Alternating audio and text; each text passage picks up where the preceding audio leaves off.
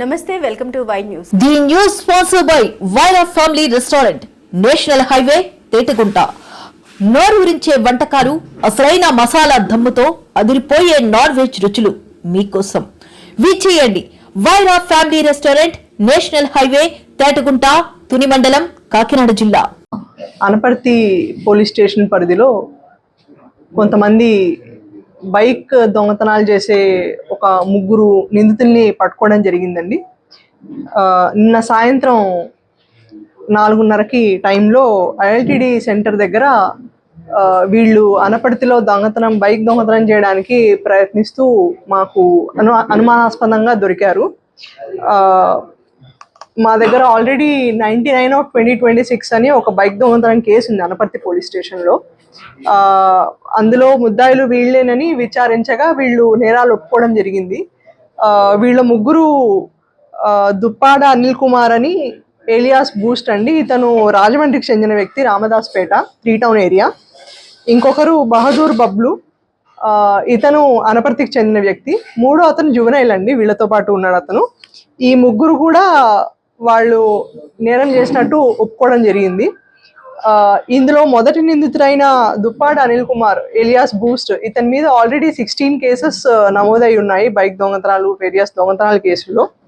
And వీళ్ళు ఒప్పుకున్నవైతే మాత్రం ఇప్పుడు 10 కేసులు ఒప్పుకున్నారండి. వీటిలో 10 కేసుల్లో టోటల్ రికవరీ మనకు 14 బైక్స్ అయ్యాయి.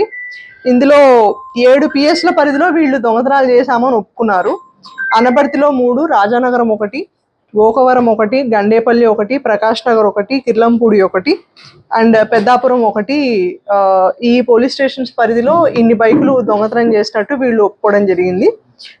వీళ్ళని అరెస్ట్ చూపించి రిమాండ్కి పంపడం జరుగుతుంది. దాంతోపాటు ఈ 14 మోటార్ సైకిల్స్ యొక్క టోటల్ రికవరీ వాల్యూ 7 lakhs అండి.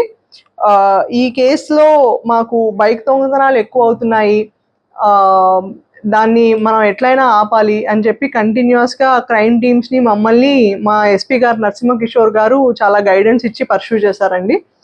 అండ్ ఈ కేసులో Anaparthi crime team constables Shiva, Trimurthulu and Anaparthi SI గారు, అనపర్తి సిఐ గారిని ప్రత్యేకంగా అభినందిస్తున్నాను.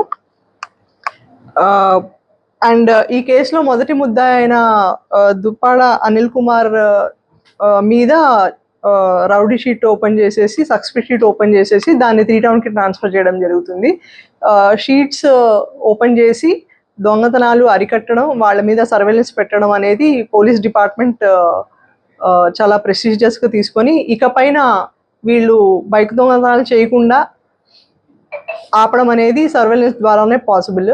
అండ్ ఇలాంటి బైక్ అఫెండర్స్ ఎక్కడైనా మీకు అనుమానాస్పదంగా కనిపిస్తే మాకు ఇన్ఫర్మేషన్ ఇవ్వాలని పోలీస్ శాఖ తరపున కోరుతున్నాను.